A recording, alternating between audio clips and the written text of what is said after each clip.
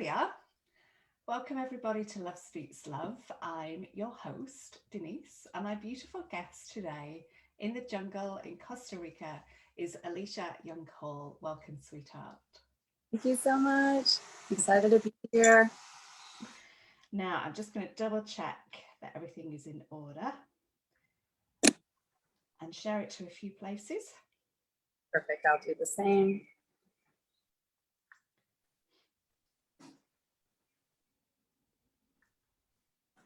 Just bear with us 1 or 2 seconds.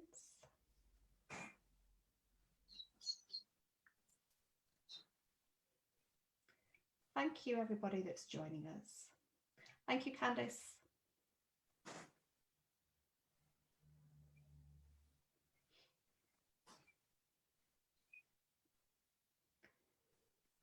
Okay.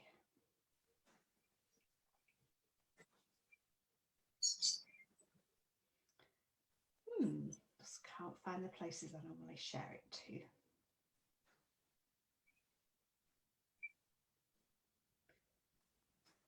Okay, that will do.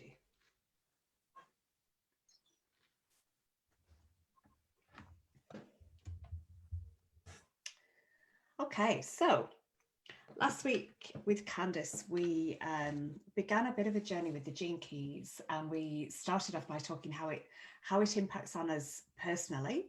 And Candice gave me a beautiful reading, and I've been delving a lot more this week into the gene keys and contemplating quite deeply, really, with my own gene keys. And I've joined the Gene Keys community, which is Richard Rudd's website. And when you join that, obviously, when you subscribe, you get emails. And one of the emails that gets sent out is about how the Gene Keys affects the planet as a whole. So all of us collectively. And this is where we wanted to delve a little more deeper today and really whatever else kind of comes in. So I would love to ask you, first of all, how you came across the Gene Keys and why you just kind of like grabbed this and run, like what kind of impact it's had on you and anything that you want to share around that. I would love to. Wow. The Gene Keys came into my life to assist me with not losing my mind and going crazy.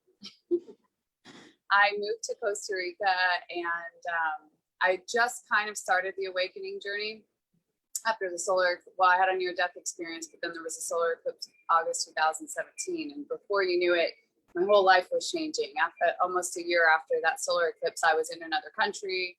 And then the next thing you know, I was happily married with my husband and 3 children. And I met this other man. And I was trying to figure out what in the heck that was about or how that could possibly happen, because I was in this perfect relationship with my husband, perfect family, perfect picture, perfect story. And so this is when I started my true death and rebirth, my true death to who I thought I was, what I thought I wanted, everything about relationship. And back then I didn't know terms like divine union or twin flame or even Kundalini or anything like that. That was all kind of coming to me as I was experiencing whatever this experience was. But lo and behold, the Gene Keys fell out of the sky. That was about 2.5 years ago, November 2018, and literally helped me understand. Because what was so interesting is here I was in this psychosis of like, my body's telling me to do something that almost feels like I can't deny it. And my mind is saying, there's no way you can do that because that is not right. And it doesn't look right to outside to the world.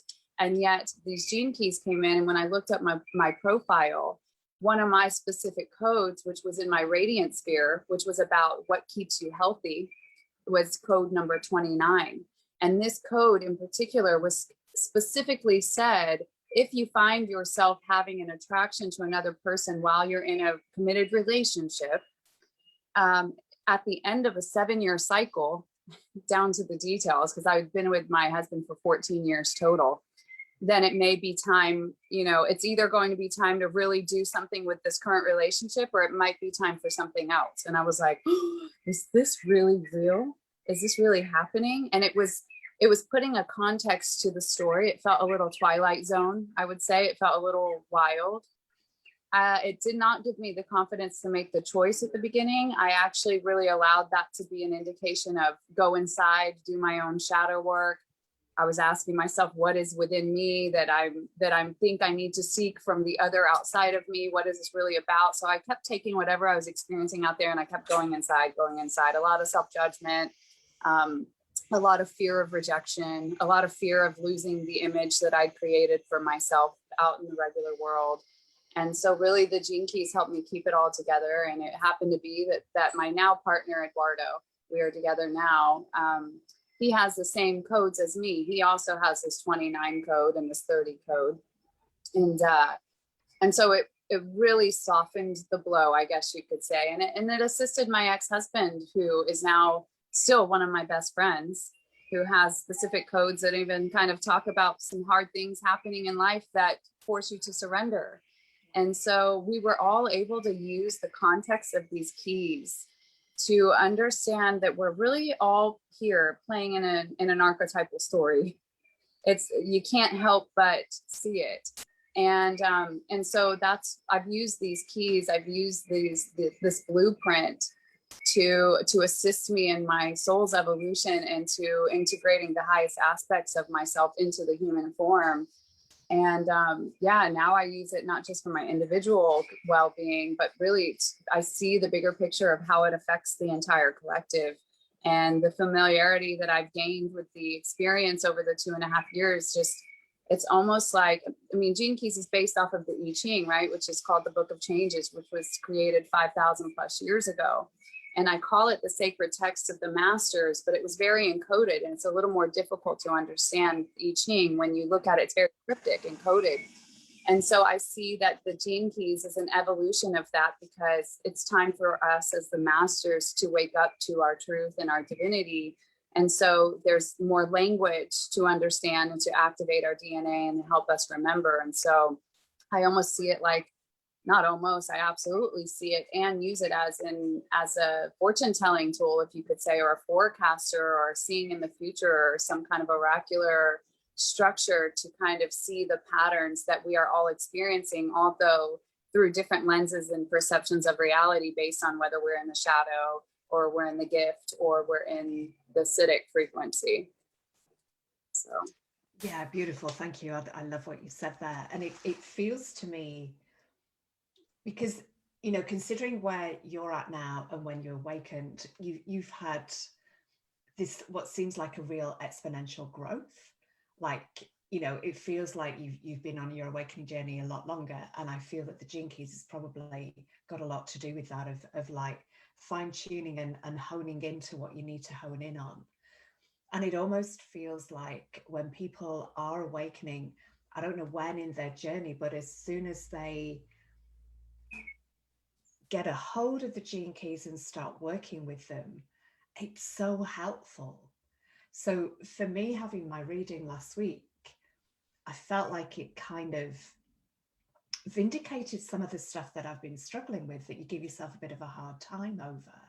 Now, I love numerology as well. And when I first came in contact with the life that you're born to live, I've forgotten the name of it. It'll come to me when I'm not thinking about it.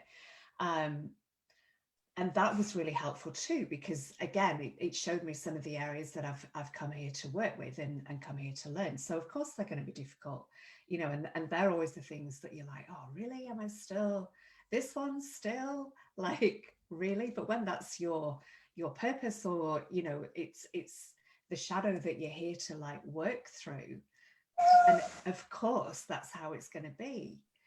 And there's, like, I'm assuming that Richard Rudd as he came up with the book to start with, and since then I realized that there's also like animals that are linked to every Gene Key. I didn't realize that straight away. I had a few spiders on me before, just to put that in. They seem to be getting my attention earlier, and spiders was linked to one of my Gene Keys. I can't remember which one. Like, I find it difficult to retain all the information. I think when you're working with it a lot and it becomes, you know, more part of your vocabulary, and I need to kind of work with things a lot to really remember them.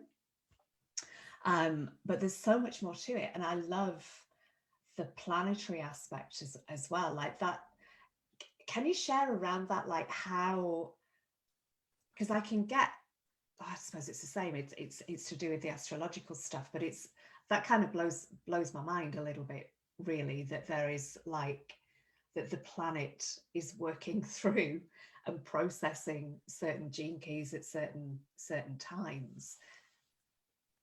Yeah, it is mind-blowing, in fact. And this has been the year and last year that it started to crack open, that I was like, whoa, there's a pattern. This is a pattern. This is a predictable pattern, especially last year with everything that was going on. Mm-hmm. And so, so let me bridge the gap between the I-Ching and the gene keys. There's human design, which many of us have heard of, which I like to call the masculine expression. And it's more about the human mechanics. And actually just today, I was calling that the human blueprint. And I kind of feel like the gene keys is the cosmic blueprint. Nice. And so together we create the cosmic human, because here we are as the human, and we're here to integrate our cosmic aspects. I think we're all starting to feel that, starting to remember. And this doesn't necessarily mean I'm from Arcturus, or I'm Syrian, or I'm this. It's cosmic consciousness, Christ consciousness, you know, cosmic Christ consciousness, you could say. And so in between the Book of Changes, the I-Ching, and the gene keys was human design. And human design has the wheel, and it goes in the specific order of the codes. And so I started to see that, and I started to say, I wonder what would happen if I went code by code every single week and just saw what would transpire there. And so what's even interesting about this is now, thanks to Facebook reminders, I will even see how today, last year, 1 year ago, I'm experiencing a very similar flavor of energy. Yeah. I might have been receiving the same type of downloads or epiphanies 1 year ago. And I'm like, wow, how interesting is that? So I don't know so deep the history of how it was designed. I've just started to play in this and be like, wow, I can see how this is affecting the planet as a whole. So like right now we're in the 21. And the 21 is the shadow of control. And it's talking about the shadow of control with territory, ownership, money, capitalism, structures like that. And then it's going into the gift of authority. And then it's the city of valor. And what I'm kind of seeing there, I'm feeling and sensing that humanity is going through a shift right now where the structure is completely changing. Behind the scenes, that we will start to really see kind of come out in the physical reality very soon. I feel pretty certain about that. I can't describe what that looks like, but it seems like every day further and further, we're getting into the confirmation of how this change is being restructured in a very peaceful way. And so it's really a change in the way leadership looks, the change between the way the masculine and the feminine work together, and masculine and feminine power. And so it's paired with a programming partner, the 48. And so when you look at the wheel, I wish I had a picture of my wheel right now, but I don't. You have the code that's in transit right now, that's in the sun, the 21. And then you have its programming partner, which is complete opposite, like a polarity, you could say. And so we're really experiencing both codes at the same time. So that's where it gets pretty deep with interpreting charts, even, because you might not have the code that's the programming partner in your chart, but you're very much so living that code. In fact, you might even be living that code more so than the one in the sun, because that's the one on the earth. And so you really want to play with both of these and see how they intertwine. But last year, especially, I started doing free Facebook lives or Zoom lives with anybody that felt called to go, and I would contemplate whatever code was in transit. And that's when we started to see the patterns. It would be like something presidential would happen, or the lockdown would happen, and there would be some kind of authority or control. And so, yeah, it's just really interesting to watch these patterns go through. And not everybody has to know the patterns of the wheel. I think that's what I'm here for. And that's what some of us are here for, is to bring some clarity, to what we're experiencing as a collective. And I always like to say, you know, the gene keys in astrology, that's your karmic blueprint. That's like, I like to say, imagine before you came from quantum to physical, that you picked some codes for yourself that you wanted to play with in this game called life. And so you get here, here's your mission, here's your paperwork, here's your blueprint, here's your hologenetic profile for your holographic reality. And so you learn about yourself through this, and you really learn to get aligned with your own energies. And then once you've done that, you kind of throw out the blueprint, because you are all the codes. So it's like, once you kind of get the story, once you understand who you really are, you work through the shadows, you've done all that, then this has just been kind of an epiphany I've had in the last few months. You leave the stories behind to unlock the gates. That's what I kept hearing, is leave the stories behind to unlock the gates. And so what does that mean? Leave the stories behind? Well, you leave behind all the stuff that's happened to you in your past. You know, you leave behind the hard stuff, because we've all had it. You leave behind the traumas. We honor them, we learn from them, and we leave them behind so we can unlock the gates. We also leave behind the stories of self-importance, personal importance, because maybe we've had the triumph after the trauma. And so we like to hold on to that story, but it's still keeping us in separation. And the ultimate goal here with the cities is to bring us into unity, to unify us, to bring us into unity consciousness. So we let go of the shadow story, and then we let go of the gift story. And now we can unite in the Siddhic story, is kind of how I'm feeling or seeing that it's rolling out here. And so all of these multidimensional experiences exist within this now moment. It just depends on what story you're holding on to. If you're still holding on to that karmic blueprint, you might be in your shadow frequency. If you're, which means you might feel like you have curses because you had this in your chart and it's a detriment, you know. And then your gift is, maybe you are accelerated and you're in what your higher essence and you're in your heart, but you still feel like you're pretty important out there, like maybe better than another, who knows? I'm not putting any, you know. And so we let go of the personal importance of that. And all of these are like a stepping stone into, we're all the same, we're all one, we're all a part of the same whole. And so we're opening the heart, you know, to unite together and bring in Gene Key 44, the synarchy, where we're all working together, and we're kind of, the hierarchy is dissolving. And so, yeah, I don't know if that answers your question, but that's just what's coming up. Yeah, definitely. And I came across human design first, and I didn't really resonate with it. Like I could see me in there, but it did feel kind of compressing. It gave me the impression of, this is who you are, full stop. Not that you could then work through these and find gifts in them, and, you know, kind of like move beyond those, as you say, mechanized kind of restrictions. And what I love about the Gene Keys is that it really, I was going to say, it shows you the path. It shows you the outline of the path, let's say, more than it shows you the path. You've still got to tread your way through it and create your own path in there. But it takes you in the right direction of something, how to kind of like traverse those paths. Yes, and it's interesting what you're saying about the human design, because I gathered that just from the communities that I would meet and how they would talk about it. And it's the human mechanics, right? And so it can be limited, and it can even seem like you have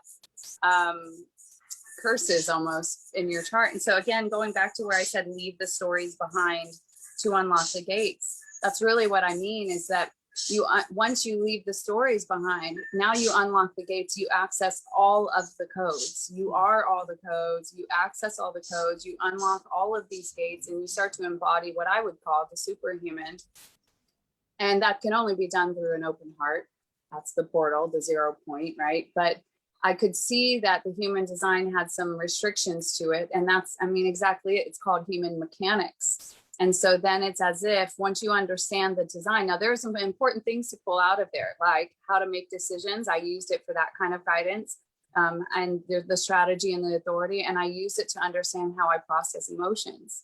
And so when I learned those two things, that's the main thing I needed from there. And then I would take whatever codes I see from there, because you have way more codes actually in your human design. And I'm sure Candace probably talked to you about that. I use those codes too, but then I go and I read them in the language of the gene keys. But then eventually, like I said, you start reading all the codes because you are all of them. And then you start reading them on a more global level. But, you know, gene key 55, if we want to really talk about the human story here, it's called the dragonfly stream. The 55 and the 22 are very key in the gene keys. And so the 55 is talking about the dragonfly stream. And what it's really talking about, the story of the dragonfly, is that, you know, at first the dragonfly is a nymph under the water. And then one day it just spontaneously comes out of the water and sits in the sun, and boom, wings pop out of its back like an angel. It's a mutation. And so all that is a story of what we're going through at this moment. And the mutation, what that is and what humanity is going through right now, is we're mutating our emotional center. We're mutating our solar plexus. Instead of being a victim to our emotions, what we're doing is we're using our emotions to mutate our awareness into an activation of our higher heart. And so that's really the story of the 55.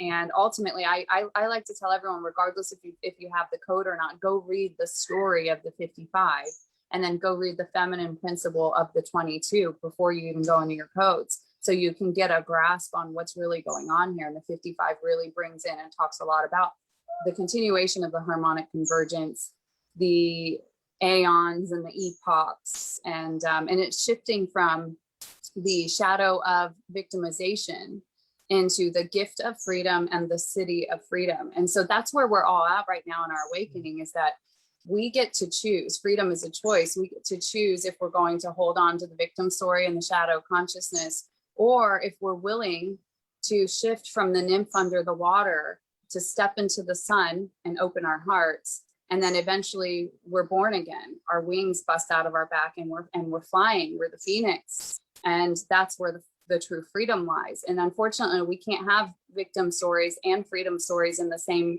plane of existence here. And so we're all at a choice point right now where we have to decide if it's worth holding on to that story. That's not being sensitive to the hard things that we've all experienced in our reality, but it's an understanding and a knowing that there's a bridge completely open now, that if you so choose to face the fears, if you so choose to face the shadows. And this is what's so beautiful, because it's a tool to use instead of bypassing emotion and shadow and trauma.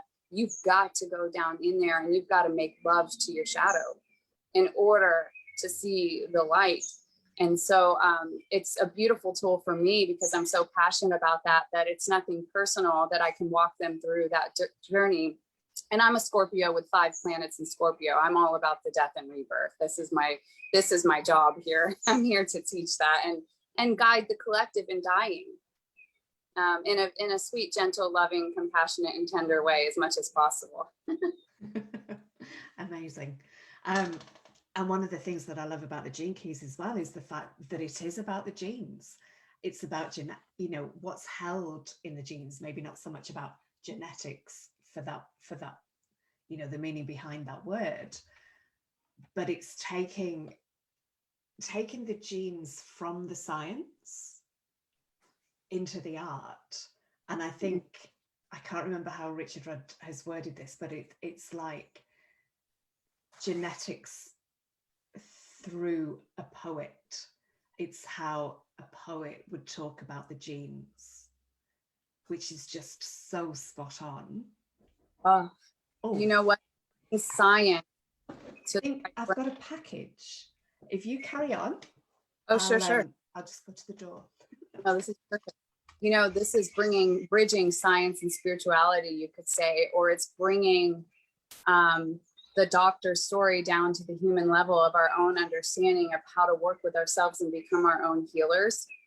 And so you could even call that something like quantum biology in a way, because we really change our world from the inside. And so we're working with the genes, we're working with the DNA, we're working with epigenetics, but we didn't have to go to med school for this stuff. And we don't have to know all of the terminology. And so the book, the Gene Keys book, is like a code book of consciousness to use to kind of unlock ourselves. And what's so cool about it is that you start to find out that your trauma is not so personal.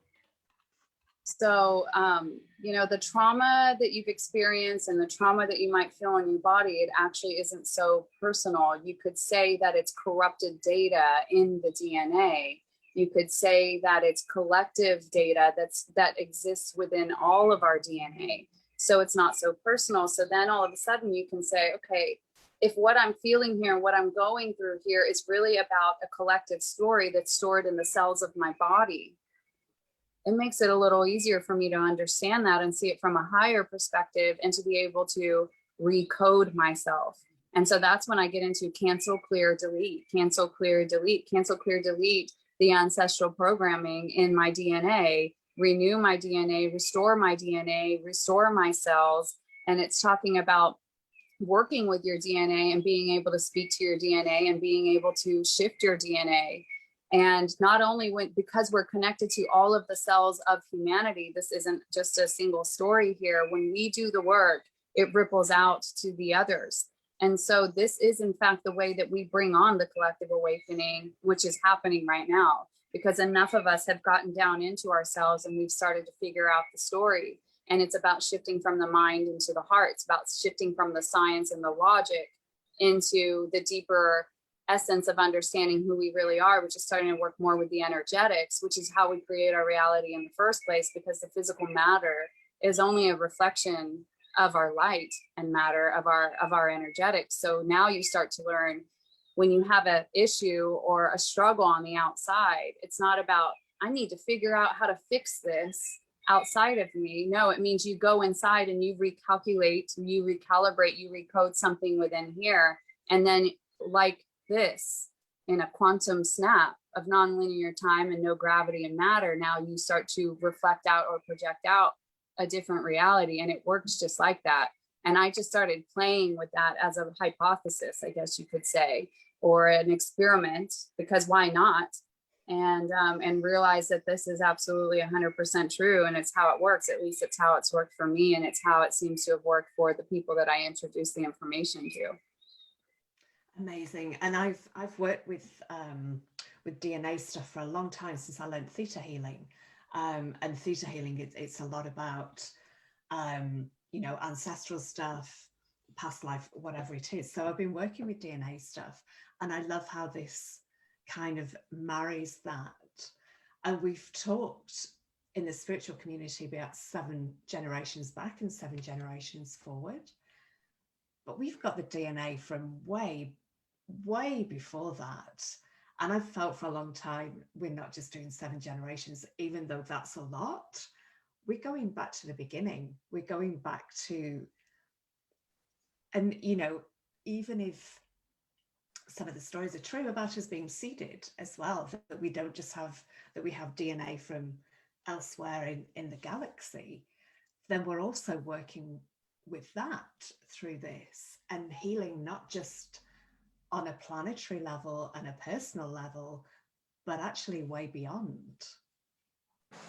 It's so deep. And the truth is here is that, do any of us really have a true grasp on who we really are and what this reality really is about? Like, are we asking these questions? Or are we stuck in the human story here? Because the truth is, we are every civilization that's ever existed, that we've ever heard of, that we have any kind of recall of memory of, beyond whether someone's told us we're a priestess in some other life or anything like that. It's fractal consciousness. And really at the beginning of this all is that consciousness is really all there is. And then we come into the form to have an experience through the relationship with another and kind of play in this game of duality. And so that's just it. So you start to see that it's not so personal, and you kind of like, you become a light warrior, which I believe you have that code, the 38, and it doesn't even matter if you have the code, because that's what we are here.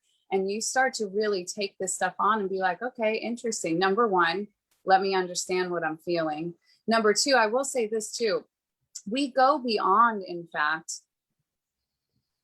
because I say this with all respect, but because I was a little bit of a late awakener, when I came into the community of healing and awakening and things like that, what I was observing is that, in a non-judgmental way, just an observation, that there were people that were going through a healing journey that they'd been on for a really long, long time. Mm-hmm. And I was thinking, what's the trick here? What's the secret here? Why does it have to take so long? And then I was thinking, what is it that's different about my perspective? And so I think it was that from the beginning, I started taking that observer role, and I started being like, this isn't personal. Yes, I could tie this to my left knee and my masculine side and something that happened with my left knee and my feminine side and something that happened with my mother. But we're actually past that point where we need to go back and trace it to a story anymore. We are just rewriting, rewiring, and recoding. It's not so personal. It doesn't mean you don't deny the feelings and feel them and cry and feel the pain and lay down and you let that stuff flow through you. But the sooner you let it flow through you and you face it, the sooner it disappears. And I mean disappears, which means it's not a recurring thing that keeps coming back, because the reason anything recurs or comes back is because you haven't looked at it and faced it fully and faced the fear of it or the death of it. And so it's our fear of the illusion of death that usually keeps us from really walking down that path and resolving this stuff so that we can be free. So we have to ask ourselves when we're ready to be free, because freedom is a choice. And then when you are ready and committed to do that, it makes it a lot easier to leave the stories behind and unlock the gates. And I will say that one thing I'll share with you, and I'll send the link to you so you can share on this group page, is Richard Rudd did a SoundCloud of Gene Key 59. And again, it doesn't matter if you have it or not, but it's talking about the shadow of dishonesty and the gift of intimacy. And then it's the shadow of transparency.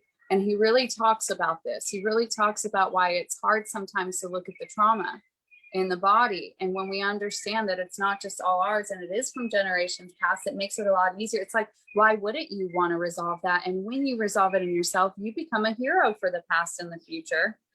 And I will say, so that's Gene Key 59. I'll send you the SoundCloud. I've been sharing it with a lot of people, just kind of as we're all going through a huge transition right now, and some are on the other side of it, and some are feeling like they're dying right now. And I always say, stay with it. You always die before the resurrection. As we're sitting here in kind of this Easter energy and the Christ risen energy, you've got to die. You have to die, and it's okay. And it's not so bad, because there's heaven on the other side of death and everlasting life. And so, what was I going to tell you about that? There was something popping in, but if it comes back, it comes back. And I don't know if you caught what I was about to go on a trail about, but we'll leave it at this for now. Now, when we were speaking before we came on air, you mentioned about the masculine and the feminine. Was there more that you wanted to say about that, of what's going on globally? Yeah. So, and to give you an idea, I don't usually have a lot of dream time experiences. Like, I know I'm doing stuff there, but I'm usually completely knocked out, usually in heavy sweats. And then I just wake up, and I sure wish I could remember, but I can't. And I kind of just feel like this is the dream, and I'm just really present in this dream. And, but last night at around 2:30 this morning, I woke up and I'm moving my hands like this. And then the next thing that came to me, and then I see this huge moth about this big. It's flying right above me on the wall. And I'm just inclined to point to it. And I feel like I'm receiving some kind of guidance or a transmission of some sort. And I know that this is actually connected to the 29, which is one of my codes. But even that wasn't and I don't always remember all the animal codes. I still go and I look on the dream arc most of the time, just to be sure. But anyways, what I heard was, I'm going to look to make sure I get it right, because I ended up waking up in the middle of the night to write this down. Freeing the trapped masculine within her. And then I saw a cage, and I saw a white dove fly out of the cage being set free. And so then I started to get an expanded interpretation of that. And it's funny, because I tried to share this on a live this morning, and I wasn't really able to, because I played some music from Prince this morning, and they cut me off. I didn't know that was a no-no. So I learned my lesson there. But also it was because I was maybe meant to share it here instead. And so all the downloads were kind of coming in. We're always talking in our community about masculine and feminine. and divine union. And we all have these perceived ideas of what it looks like and what it will be like and how it manifests in the reality and what it might look like in a relationship. And I've been doing quite a bit of work of clearing the distortion around what a divine masculine might look like, for an example. I think there can be some stereotypes or archetypal ideas or understandings about it. And I'm not saying they're good or bad or right or wrong, but there's a lot of different perspectives out there. And there are no rules to this. But anyways, what I was seeing in that specific thing that I saw with the dove being released was that, especially in my own experience, when I came into the understanding of such things as masculine and feminine energy, I'd never heard of such a concept. But as soon as I did, I started to realize, whoa, I'm basically a man. I am so masculine. This was about 3.5 or 4 years ago. And I could see where my husband was really carrying more of the feminine energy. And that, in fact, my masculine wouldn't even let him be a masculine. I was observing this story and the pattern of it all. And so as I understood that, I realized, oh, well, this is interesting. Okay, if it's not about gender, if it's about masculine and feminine energy, and I'm recognizing that I have a lot of masculine energy, where are some pieces of masculine energy I might want to let go of? Well, I definitely have the control pattern. This was before the gene keys, but I could definitely be in control of things. Okay, so I'm going to release control. And so, okay, what's the feminine? It's about surrender. Okay, so I'm going to surrender. So I started playing with this little balance game. And eventually, without really even studying or being taught much about this concept, I was equalizing myself. The codes are within us. You'll get the answers if you're looking for them inside of you. It's all written in our code and written in our DNA. And so I got to this point where I surrendered a lot, and I moved to such a feminine country, which really assisted in that process. And I surrendered so much so that I got to the point where I was pretty much just a feminine. And so then there was this fear of embodying my masculine energy again, because I didn't want it to take over like it did before, where I used to be work, and just get shit done and type A and so in control and on the clock and like all of the stuff. I was afraid that if I allowed the masculine to rise back inside of me, that it would bring that up again, except it didn't. And so now I'm understanding what that looks like. The masculine looks like the divine feminine in full surrender, accessing her ancient codes that are written inside of her cells and her DNA, now being externally expressed with love, grace, compassion, understanding, tenderness, confidence. And so the masculine is here to then bring the code from within the self. And so then I was seeing the same for the man. I was seeing that cage was opening up for the feminine to be free in the man. And of course we can see where the feminine has been trapped: the softness, the gentleness, the in tune with the emotions, the being emotional, maybe crying, being intuitive and all of those things. And so I was seeing how we were freeing that up within the male, giving them freedom to be their full expression of the balanced masculine and feminine. And really, I just kept hearing balance, complete, justice, divine masculine and feminine in full unification. And then I was also seeing this from, and as within, so without, obviously here, right? So as within myself, then outside into the world. And then I was seeing this and so of course, if anyone out there is wondering how they're going to be, I think it's a dream love story to be in a divine union or a sacred union. Well, this is how we start to really play with the reality of, are we balanced within ourselves first? The other cannot come until we are. And so we have to be really honest with ourselves about that, without the end goal being even the outer anything. Because it's not about that, but I think we can get caught up in the story sometimes from what I perceive, I should say.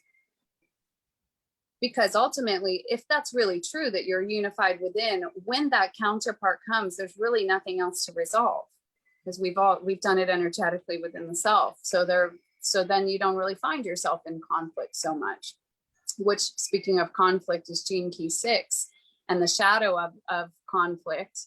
And it's the gift of diplomacy, which is kind of the balance. And then it's the city of peace. And in the shadow, it's called the battle of the sexes. So that's really what we're working with here, is this battle of the sexes. And what I was really seeing, the next step of that was I was seeing it in human leadership. And I was seeing another aspect of me where I was able to recognize any pieces of myself that weren't risen or in a divine essence. And the way that I started to do that, and this is the whisper that I got the other day, was that when a woman cannot receive guidance or leadership from a man, it's because her masculine's out of balance within. And when a man cannot receive guidance or leadership from a woman, it's because he's got a wounded feminine in there. And so this is a really beautiful indicator of a place that we can look within the self. And at least for me, I could see where I didn't want to receive leadership from a man, especially a strong man. And I absolutely have come across men who don't want to receive leadership or guidance from a strong woman. And so, and with this being said, there's no hierarchy here, right? This is a synarchy that we're starting to come into. And this is how we start to bring this type of thing into union, and how we shift leadership on the planet, in fact, is that we can't all work together if we're in the battle of the sexes. And this isn't about matriarchy, and it's not about patriarchy. It's about unification. And so, so I was able to get really honest about within myself of the areas where I couldn't accept a man telling me what to do. And I was able to observe that also in the external, with the man not being able to, and I can come across strong as well. And so I can trigger a man, and a man can trigger me. And I could recognize, I feel like those were the final pieces that I needed to integrate within myself. And if we always bring it back in and we don't project it back on the other, because we understand that the ultimate goal here is unification. Don't we all want to play on the same team here? And we're not in any kind of power trip or control here. And so that's really what was coming in. I feel like there was a final piece that was there, and I can't remember what it is. And I have a little piece I can read from the 21 as well that we're in right now. But yeah, I'm seeing the balance of all of that restored within the self, and then of course reflected out within the external with unions, and then of course then reflected out as well with leadership, and how we shift the reality of of humanity, not just a country, but humanity itself. And again, we're talking about with valor, we're shifting out of the shadow of control, and we're shifting into the city of valor. And I think we're in the bridge of that right now, and what that might look like when the masculine and the feminine can come together within, and then unite without, and really shift, really create what the 45 is talking about, cosmic communion, where we're all communing together and we all have the same vision. And Gene Key 60 is about justice. And so I saw at first, when I hear the word justice, I would feel like that's about like a victim and a perpetrator, and that the perpetrator gets his punishment, but it's not that. You know, justice, if we've seen a tarot card about it, looks like we're holding the balanced scales and the eyes are covered, and we're seeing with one single eye, our third eye. And so, yeah, that's the dream that came through. And then this moth was flying around everywhere. And again, it was about this big. It was flying around my house, and it was knocking over everything because it was so big. You could hear the noise and everything. And it was flying in this room. And I told Eduardo, my beloved, I said, please, will you find this moth? And he found the moth, and he grabbed it, and we freed it as if we were freeing the dove. And so, yeah, I felt like we woke up in a different reality this morning. And this is my dream. This is all of our dreams, is it not? That we would work together in such a unifying matter.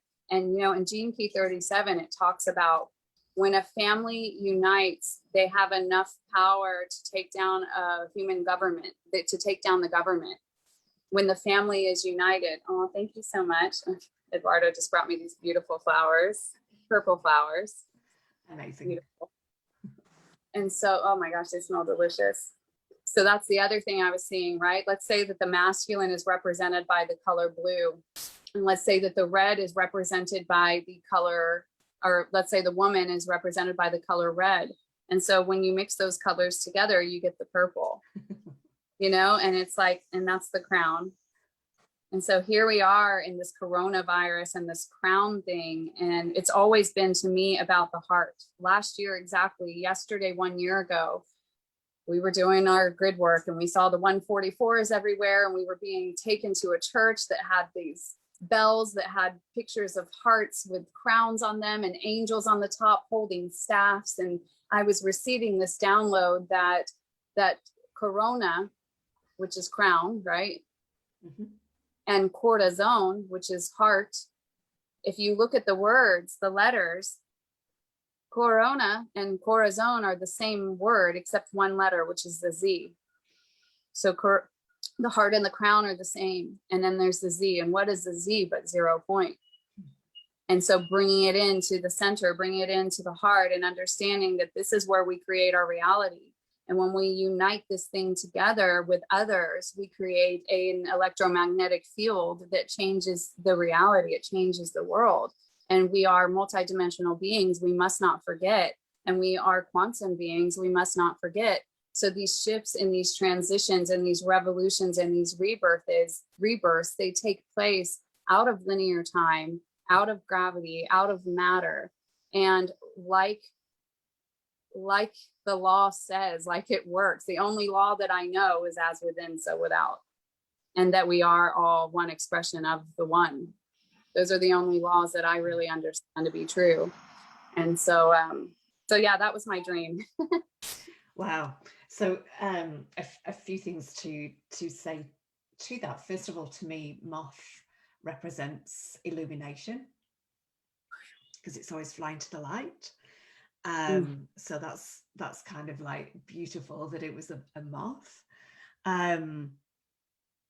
So it was it Gene Key 6 that you said was the battle of the sexes? Yes. Oh wow, look at this beautiful thing really quick. Oh, These wow. are so, this is so beautiful of male and female. Anyways, these are some kind of seeds that are coming out of fruit. But anyways, battle of the sexes in the 6, yes. Because I was saying before we were on air that what I feel the next thing in my physical body to work with, because for me, a lot of the work I do is with my physical body. It's my physical body that shows me where, where I need to work and kind of what's going on. And it's felt like both ankles are shackled, but it's particularly my right ankle, my masculine, that feels like it needs the deeper work doing at the moment. Now my left ankle is getting over a sprain, but it feels like it's the right one that is kind of waving at me at the moment. And it feels like it wants to scream. It feels like there's some real kind of guttural, primal sounds that want to come through. And I was reading today about Gene Key 12. I've got that twice in my chart. And that's a lot to do with the throat. And your throat, of course, is the midway point between your heart and your head. It's like the balance point between those two. So I will look at Gene Key 6 and 45. You said as well. Was that the counter one for 6? Or It's not the counter one. The counter one for 6 actually is the shadow of, it's 36. It's the shadow of turbulence, and it's the city of compassion, which I'll bring that one in. You know what I like to say is, the body is the ship, the body is the starship. And so the turbulence, we welcome the turbulence, the bumpy road, the shaking of the airplane, because we know that means, okay, there's something that's not in alignment here. So let me go inside. Let me be the mechanic of the light ship. Let me go into my emotions, which is what fuels my starship, my Merkaba. And let me use this turbulence to see where I need to spend some time.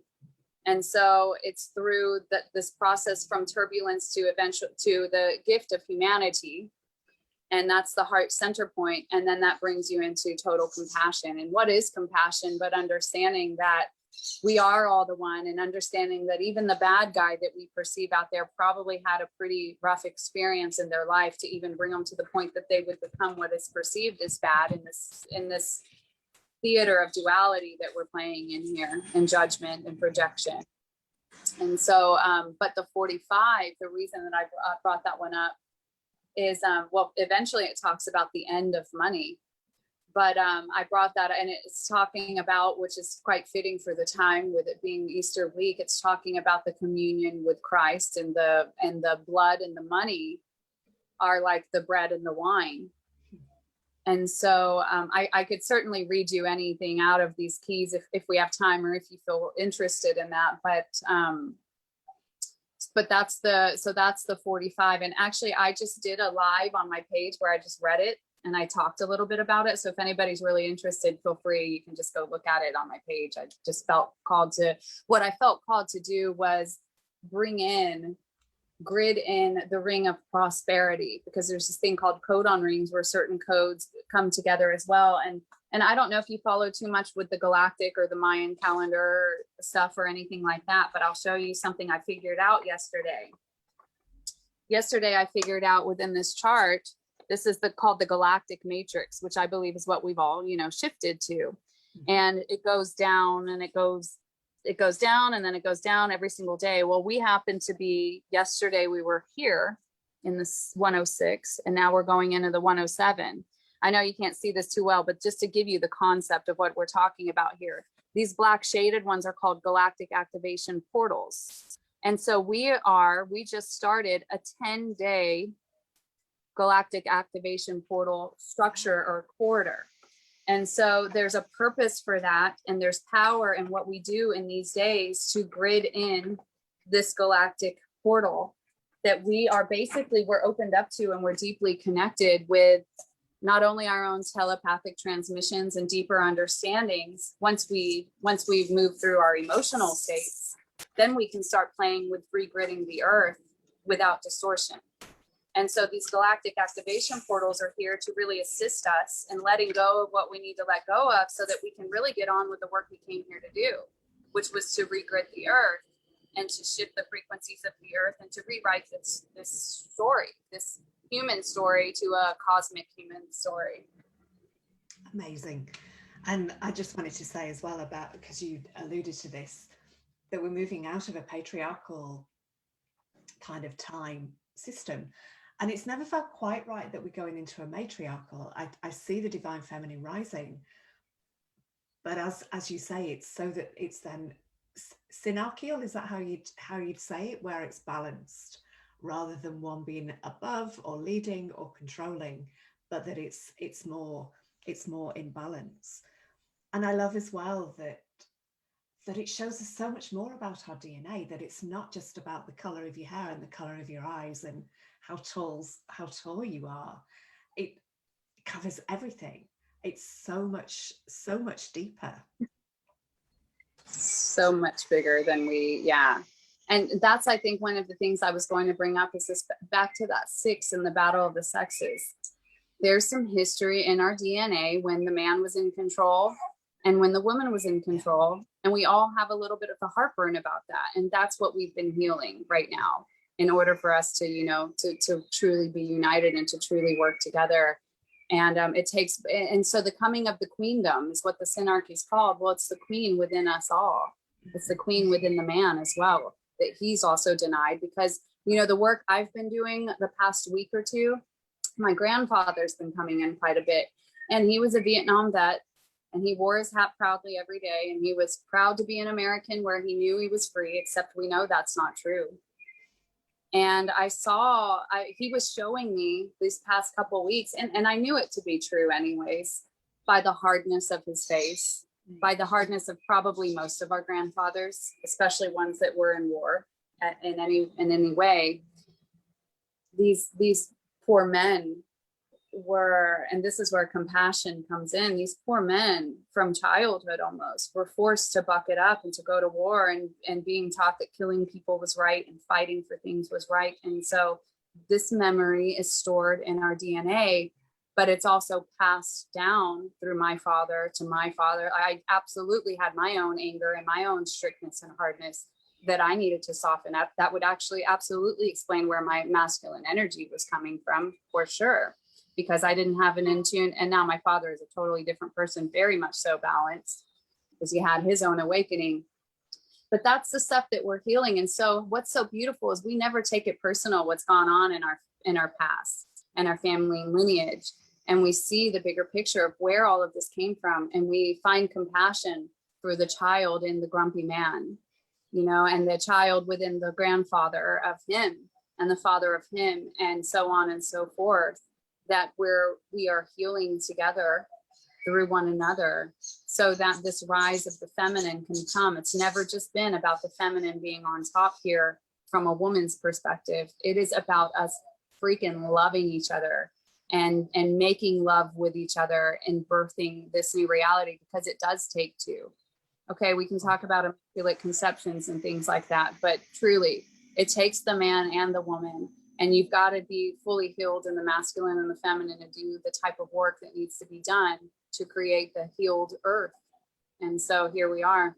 And I feel even an immaculate conception would be in emerging anyway, like it's still the same. Yep. I would love for you to read whatever you feel drawn to. And where can we find the animal codes? I'm having 19 in my chart. I'm quite intrigued as to where I can get hold of that information. Yeah, well, so you have the Gene, you don't have the Gene Keys book, or you do? Yeah. Oh, is it in there? The 19? Which animal corresponds to which? Oh, yes. You know what? I just normally Google Gene Keys Animal Arc, and you can pull it up and you can save it as a PDF, and you can see every animal. And I can definitely tell you which one is connected to any one of them. But yeah, I'll give you an example. The other day we had a scorpion and the babies on her back in the house. It's Costa Rica here. You really get used to the bugs and the insects, snakes, and the beautiful birds. We've got it all. And it's all just as beautiful. I welcome the scorpion like I welcome the scarlet macaw that flies in front of me, or the toucan. And I'm grateful to live in a reality that I'm surrounded by those birds every day.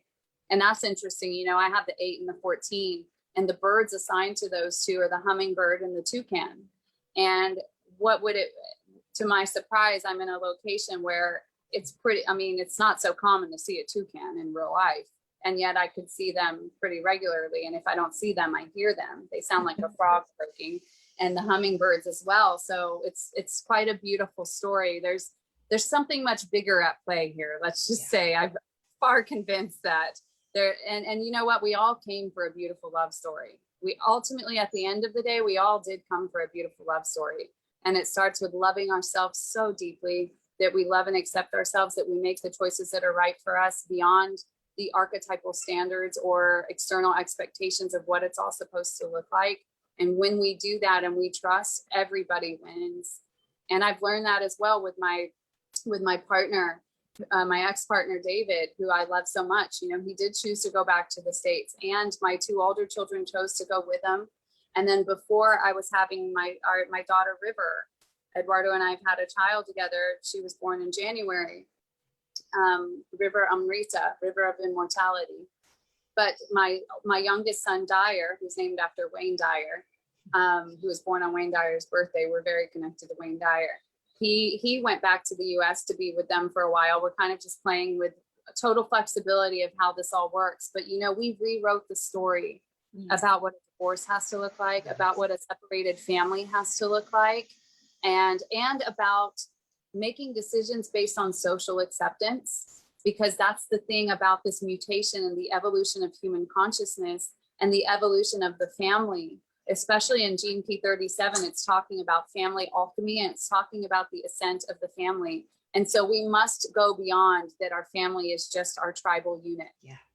And it used to be like that. And then it wasn't like that, because we've been kind of evolving or devolving into a world of separation. And yet it's all by design. It's part of the fun game of the spiral of life that we go through. But here we are again, where we're saying it's not about culture. It's not about tradition. It's not about keeping traditions. That will just keep us in the same old stories that we've been in. Respect, there's ancestral reverence. The 32 is about ancestral reverence. And so we have reverence for the history in the past, but we also graft and we take out what we need and we leave what we don't.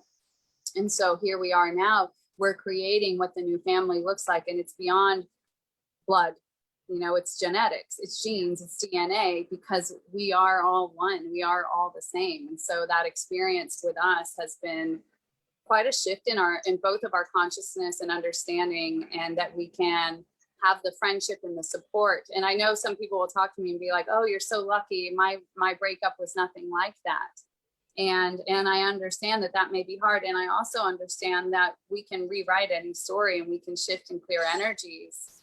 And the ultimate reason why we are here is to learn how to open our heart in all ways for all people. And you can't control anyone else's heart opening, but you absolutely can control yours.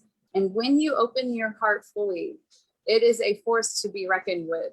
And you will not find yourself in external conflicts and external arguments and in external difficulties when your heart is completely open. Because if you're having external difficulties outside of you, it's to remind you, heart's not fully open. Where can I open my heart here? What am I here to learn? You know, and we start playing with this heart opening experiments where even when the hardest of the hardest things happen to us, can you keep your heart open? Yeah. And this is where we learn mastery. And this is where we change the world. Beautiful. So beautiful. I can definitely read some things in here. I will add something that I didn't talk about, which was this Gene Key 22, because this is a big thing that I've been shown over the last 3 months, especially. In Gene Key 22, it talks about the 7 sacred seals. And actually, I just saw Judith Kissel write something about the sacred seals, and sacred seals go back forever. You know, you can say sacred seals, you can say chakras, you could say 7 continents, you could say 777 in so many ways. Within, when you really start playing with these gene keys, number one, you realize that you have one of 6 sacred wounds, and then the 7th one is grace. And so here we are again in this Easter time frame. And ultimately, you know, Jesus, they say, had 5 wounds, the 2 feet, the 2 hands, the heart, but he had the 6th wound. He had the bloody crown. So he had 6 wounds. And so each one of us chose, when we came into this incarnation and we chose our blueprint or our script for our movie, to carry one of these sacred wounds for humanity.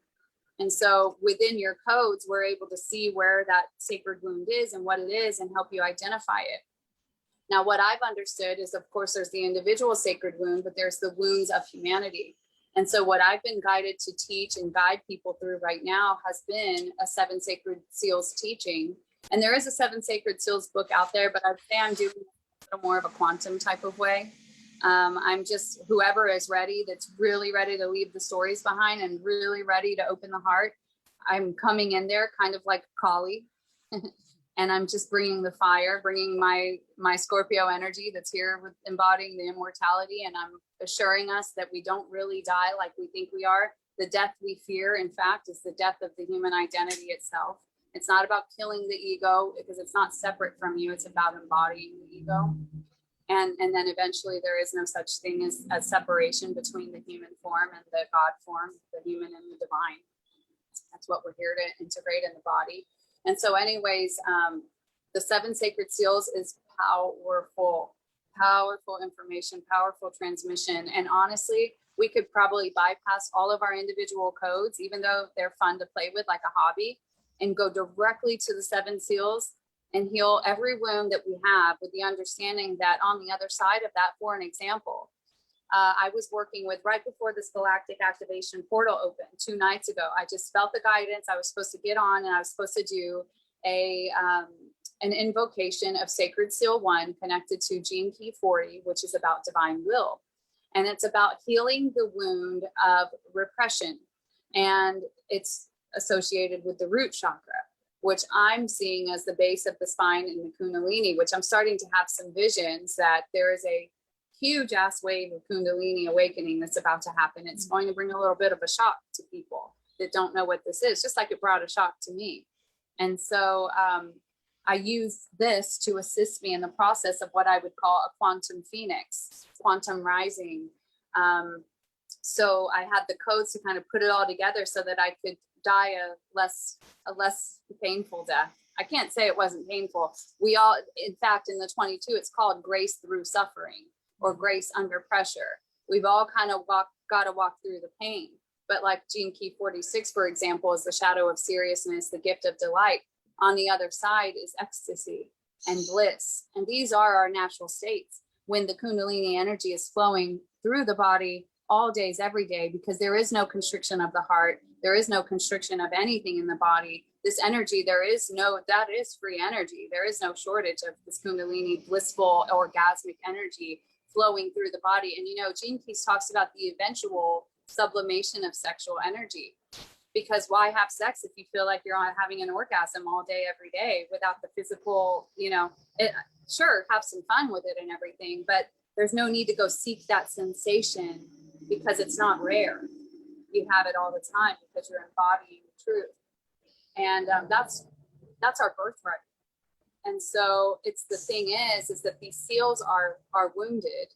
And so our life force energy, if you wanted to imagine, let's just say this is a perfect example. This is a painting of the earth split. And let's even just put what Eduardo gave me here. Let's say these are the wounds.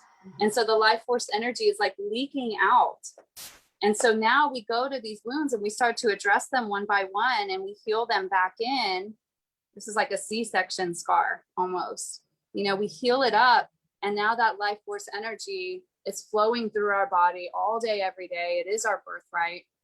And so the 7 sacred seals is how we do that. And so the seals, the wounds are, you know, repression, which by the way, getting back to that, it's about total relaxation of the body so the divine will can flow through. And it says that when you do that, it will eventually eradicate all disease from the planet, because in fact, disease on the planet comes from not being relaxed and being in that anxious state and being in that repressed state.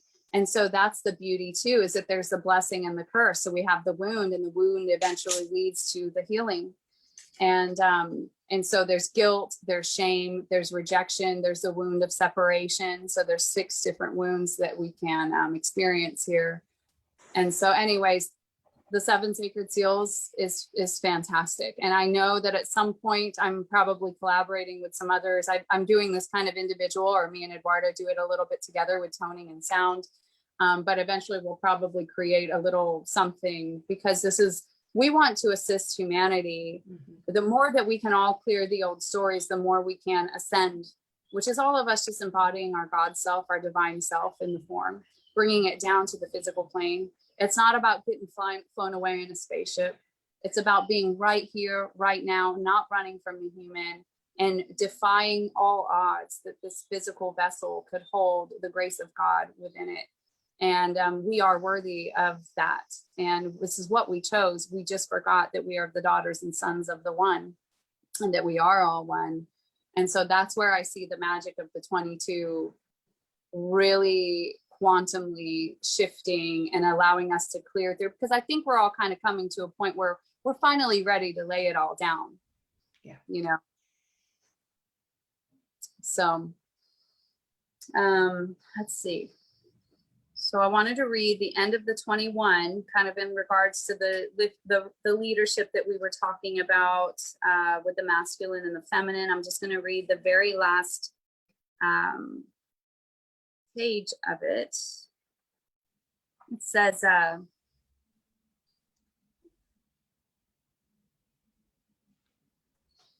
once you see that no external form of control can rob you of your true nobility, the city of valor will finally dawn deep inside your DNA. The being that has attained realization through the city never feels like an authority figure, even though they may be. These rare people will commune with you as a friend, despite the exquisite fragrance of their state of consciousness. It is this very humbling quality within the city of valor that creates such deep levels of human communion. Even though the 21st city may be incredibly humble and friendly, it also packs a serious punch when threatened by the forces of fear. This is the energy of true knighthood, symbolized by the courageous and chivalrous acts of all great heroes and heroines. These forces will fight for the highest of ideals and hold that ideal for all those who follow them. Those with this city will gladly die for, and as an example of the highest ideal, the ideal of communion between all beings. The lives of such people become myths, often because of the sacrificial nature of their deaths. Even so, awakening through this city does not obviously foreshadow such a death. It is simply symbolic of the highest expression of this 21st gene key. With the advent of the 55th gene key and its reawakening of the spirit of romance within humanity, this 21st city is actually ushering in a new myth and a new age of chivalry, which I like to call the Galactic Renaissance, by the way. The essence of valor is to be found in the symbol of the male pole, surrendering to the female pole. The programming partner of the 21st city is the 48th city of wisdom, which is one of the great archetypes of the divine feminine. Valor, therefore, represents the surrender of control, symbolized by man, to trust, symbolized by woman. This surrender results in the absolute annihilation of the male force by the female force, an ancient mythic enactment contained in many ancient creation myths. This surrender of the male into the female creates a reversal of roles and poles, and thus the communion is fulfilled. Ironically, it is through this divine coupling that the male force is truly empowered through its opposite. In other words, the male force is knighted and empowered only through its surrender to the female. It is important to understand that this imagery is an internal truth rather than a literal representation of man and woman. The power of valor could thus be summarized as the courage and love that must be found within the lower self to dive into the unknown world of the higher self. Wow. It's pure poetry, isn't it? Richard Rogers, I love him so much. What he brought in is just... Yeah, it's incredible. It's poetry. Then I wanted to read to you really quick from the 45 in the Cosmic Communion, since we're here in communion, that word's coming up. It's even come up in the 21. So the dream that I had was so relevant to this 21 that we're in right now. What a coincidence, except there's no such thing.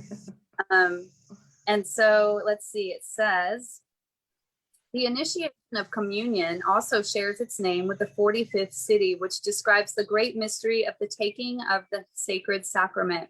Communion involves the direct imbibing of divine consciousness at the altar.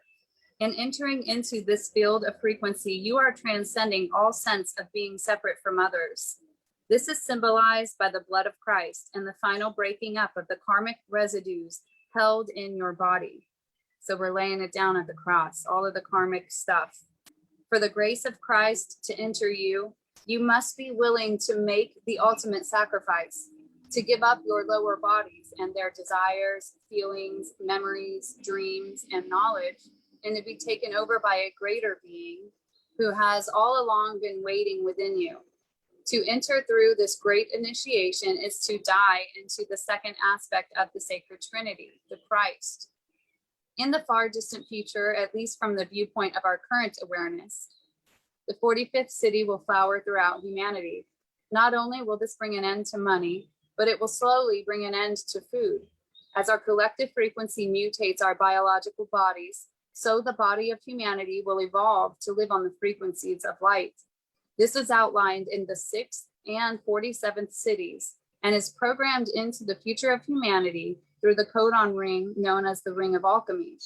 The mutation of our biology actually heralds the end of humanity as we know it, as we become synthesized into an even greater communion within the cosmos as a whole. And so I truly do believe, this book was written about 12 years ago, 13 years ago. We are here. We are getting here. Yeah. The gates are open at least. And then it's just the integration process, and it's the human willing to let go of the lower bodies, which isn't just about letting go of desires. It's working with the emotions. It's letting go of the traumas, right? We've got to let go of that so that we can get into the bigger cosmic picture here. And in fact, that's been the curse all along. That's been the amnesia that we've experienced, is that we are this limited human vessel. And we keep holding on to that aspect of the self, and we're not really allowing for that involution of the divine essence to come into us to really help us remember. And that's what this awakening has been about, the coronavirus and all of that, is we've had enough time to calm down just a little bit. And I always just tell people, all this is about is calming the nervous system. If we can become a master of the chemicals in the body, if we can take every outside experience that we have and it's not so personal, and we use it as a point of mastery to go back within the body and do some energetic surgery, getting really real with where that's coming from, breaking through the mental structures and thoughts about what is it that I think or believe to be true or that I'm attached to that makes me feel this way, that I feel this rise in the chemicals of separation between me and another. And so we start to really play with this. And this is eventually how we assist our starship in the mutation process of shifting from being the victim of emotions into the higher heart. Wow. It's been such a powerful share. all the way through. So thank you so, so much. And if anyone feels to share and pass this forward, I think that would be amazing, because it just, everyone needs, I don't like that word, but it would be really useful on the planet if people start to kind of like get this. And as you say, because we do hang on to those lower energies, but actually what is over there, it's like when I was living in Australia, I moved a lot of times, and each time you kind of like, no, I don't want to move, I want to stay where I am. But each move was way better than the one before. So if we can only kind of grasp that, it'll be so much easier to let go. This is it. That is the promised land. That is heaven on earth. That is Garden of Eden. We only just have to get over our own human fears. And in fact, I use fear as an indicator of where to go, not where to run from. Nice. And start facing the fear, and you realize that you don't die. And then eventually fear doesn't exist anymore. You unwire it, you disconnect it. And I was shown a vision the other day of the ocean. And, we have a beach here that can have some rough waves. I know we've all had these experiences, and some are a little more hesitant to go in the water than others. And if you stay on that little short edge, you'll get slammed by the waves pretty good. But what's so interesting is if you go through that wave, there's quite an interesting calmness to the sea that happens. And when the wave comes, you just kind of move with it. You don't get trashed by it. You don't get knocked over by it. And so we just have to be willing to trust. And here's the trust: that it can happen, that we are embodied beings here that didn't die, and we didn't get taken off to sea. You go through the fear because it's an illusion that's keeping us from the other side of integrating fully the dream that we all want, that's written in the DNA. We know it's true because we've lived in the Garden of Eden before. And so, it's in some of our terms, we can talk about this third dimension and this fifth dimensional aspect. And it's like, we want the rainbows and we want the flashing lights of the fifth dimension. So stop holding on to the third. What is keeping you holding on to the third dimension, which is your lower chakras? It's those lower three colors. And ultimately, I like to say that it's usually motivated by time, fear, money, or sex. Where are your motivations that are based on time, fear, money, sex, security? Needing security about where you're located, or where you got to let go of all of it. You got to let go of all of it. And you've got to trust that whatever story is the divine story is better than your story that you think you want, because the human story cannot dream as big as the divine story that is allowed, that will flow through you and create heaven if only we relax and we totally surrender. Beautifully put. Thank you. Thank you. Oh, yeah, it's been amazing. Thank you so much. And yeah, it'd be lovely to have you on again, and either to share about the Gene Keys or your story or whatever. Thank you so much. I would love to come. Thank you so much. And thank you to everybody who has been with us on the live, everyone who's with us on the replay and on YouTube as well. And I will put my PayPal in the comments if anyone feels to pass it forward in that way. Otherwise, just send us some love, share it to your groups. And thank you, everybody. We will see you again soon. Thank you. Bye, Denise.